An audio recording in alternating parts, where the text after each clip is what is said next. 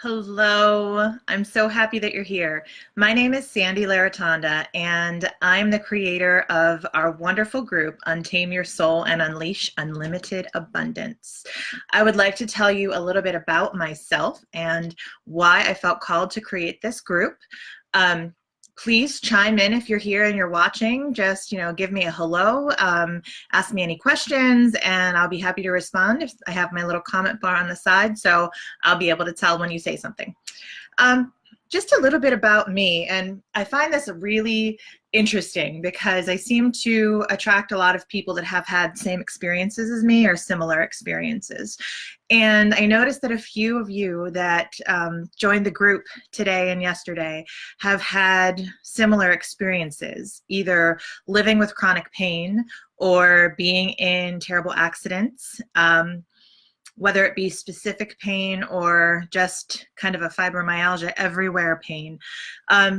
That's very cellular and, scientifically so right now in our present life and condition, but it's also cellular in the fact that it's memories from previous lives and things that we hold on to. So a little bit about me. When it was, let's see, back in 2014 in November, I decided that I was going to ride my horse, right? Simple enough. So she's 22 years old, a Percheron quarter horse cross, gorgeous white horse, huge, big girl, tall. And I got on her, I trusted her, and she spooked. And I wasn't wearing a helmet. I went flying and I landed, flat head to toe on my back, on the ground, very hard, and completely blacked out. The next thing I remember was this intense emerald green light. And, oh, hi, Teresa, how are you? I remember this intense emerald green light just kind of like wash over me. And, I was awake. And I woke up to a broken back and blown discs in my neck. And, a hospital visit and a surgery and over a year of therapies and recovery. And I was a English teacher, a high school English teacher for 20 years, including my student teaching time. And it was in November this accident happened, and I had to miss the rest of the school year. And, the school year goes until June. So that was a big, big thing for me because I had taken on the identity of, being an English teacher, and I couldn't do that anymore. Especially because of my head injury. I had a traumatic brain injury. I actually have what's called hygromas in the front of my forehead, and they are water-filled, fluid-filled sacs that are not invasive enough to drain because it would be more dangerous to go through that brain surgery than to just leave them alone. So they're there. I'll have them, forever. And I kind of joke that they're kind of like my whale sonar now.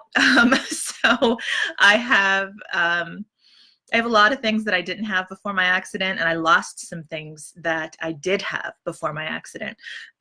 I had to go through a period of relearning how to talk. Things I would say would come out jumbled. My husband and children, bless their souls, they had to deal with a mom who didn't remember and who couldn't express herself. So that made for a very angry mom and wife and a very difficult to get along with person. I struggled a lot, and I just by chance, my daughter was painting one day at the table. I think she was she's 9 now this month. So she would have been about 6, 5, or going to be turning 6. She asked me to draw something for her.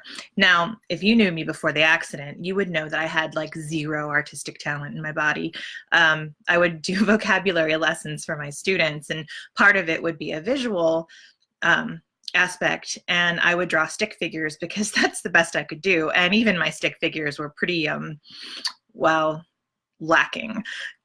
So she asked me to draw an animal, and I said, okay, telling her that it may or may not look like what she wanted it to look like, but I would try my best. And I surprised all of us and I drew her animal. It was a bear. And it was a bear. Like, I really did that. That really came from me.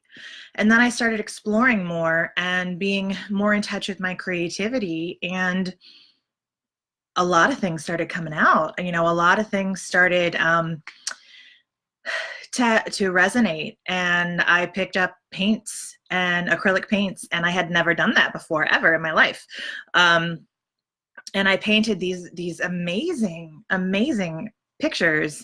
People wanted my art. They wanted to pay me for my art. And I'm thinking, whoa, you know, and I always gravitated toward really bright, bright colors. And, oh, hi, Lacey. Thanks for joining. And if you guys want to drop a comment anytime, feel free. You know, I can read them, I can see. So at any rate, my artistic talent kind of just developed from there, and I really started using all these bright colors, and I started playing around with different modalities, using alcohol inks, using acrylics, multimedia. And what I really noticed is that all of the therapies that I had been through because of my accident, you know, all of the doctor prescribed therapies, which actually even included a psychologist and a counselor, because I had severe depression after my accident. So severe that I actually became an alcoholic. And I went to a 30-day rehab in a beautiful place in Georgia. And that's kind of when I got even more affirmation that this was really my path. And you know how, like, when you keep getting those signs and, you know, there's a little voice in the back of your head saying, do this, you know, this is what's going to make you happy, and this is your sole purpose. And you're like, yeah, but I got to do this first, and I got to do this, and I got like, oh, this whole, do you see my list? So yeah, I had that, and I fought it. I fought it for a good 3 years. Well, I'm very happy to say that this past summer, I embraced it. And I am moving forward in my soul's true path and true journey.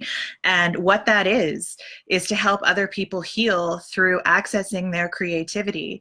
You don't have to have any kind of a talent, because what you have in you is perfect just the way it is. Being an English teacher for 20 years, you know, I have the written word and the poetic part, and, you know, songs. And I'm also, I used to be a music major before I was an English major, and I play piano and I sing. So I have the music side to this, and now all of a sudden, you know, the artistic side to this, and I can sketch and draw, and I can show you how to do these things. But the really amazing thing was that it didn't feel like therapy to me, but it was. It was the best therapy that I ever had. And I did it to myself and for myself. And I don't know if any of you guys out there are meditators or have even tried meditation. Some people don't, because it's simply too difficult for them, or, you know, they think that they have to do it a certain way. Well, you don't. You can simply sit in silence.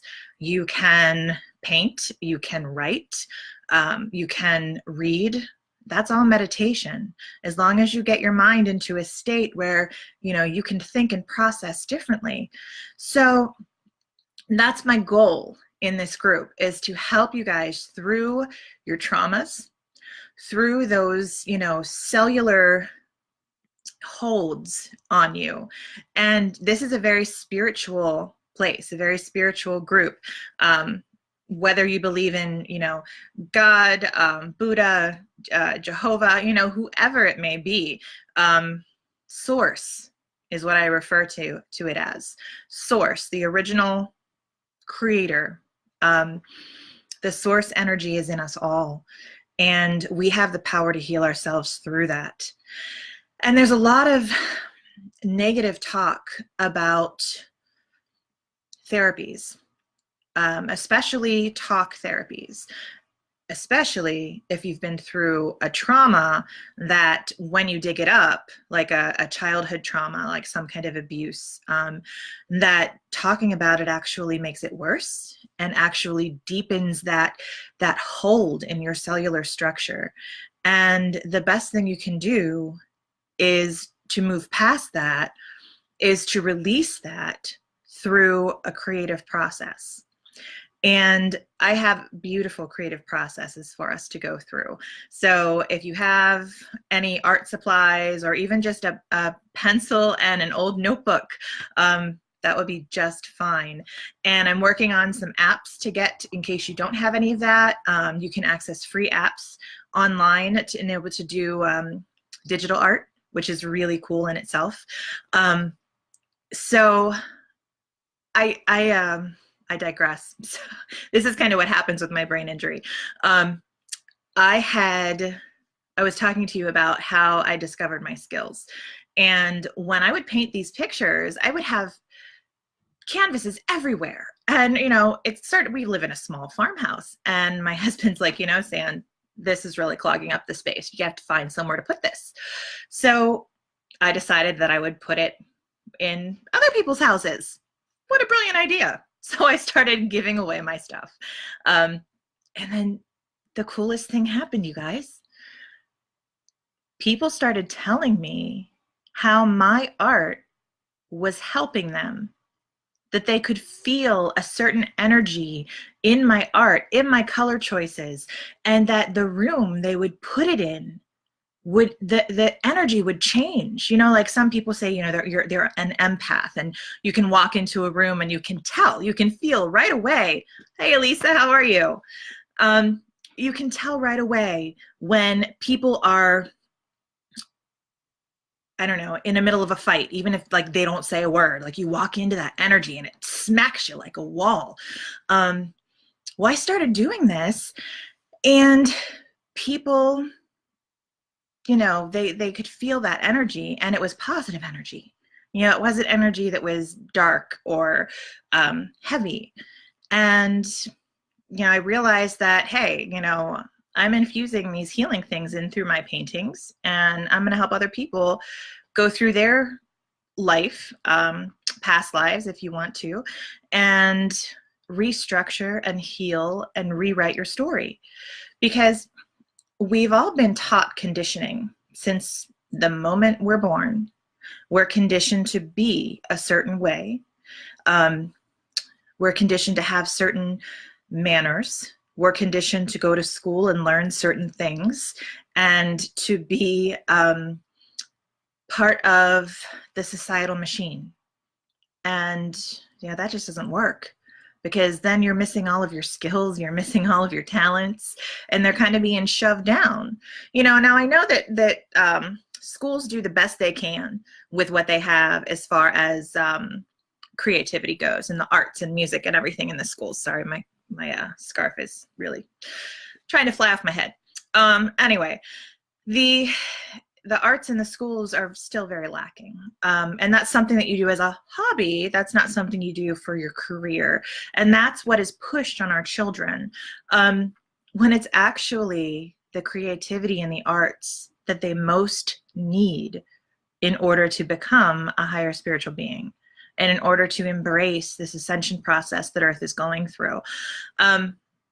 Right now, today is December 5th. And tomorrow is the end of Mercury retrograde. And I have an amazing friend, Golden Hawk in the House of Life. That is her company. And she does, she did astrology. And basically, Mercury retrogrades can kick your ass. So if you've been feeling like crap the past 3 weeks, that's why. Mercury retrograde just simply means when we can see Mercury, but it appears to be going backwards, spinning backwards. And it kind of just messes all of us up and messes our energetic systems up. And it just kind of wreaks havoc on everybody. So if you've been snappy lately, if you've been arguing with people, that's why. So that ends tomorrow. And we're all going to start feeling really, really good. And we're going to be able to enjoy, you know, our holiday season and our family and our friends, and, you know, create beautiful new relationships. But especially when you're going through these dark times like this Mercury retrograde, you have to have a release for that. There's no need to hold on to it. So, you know, grab a paintbrush, paint some stuff, Scribble if you want to.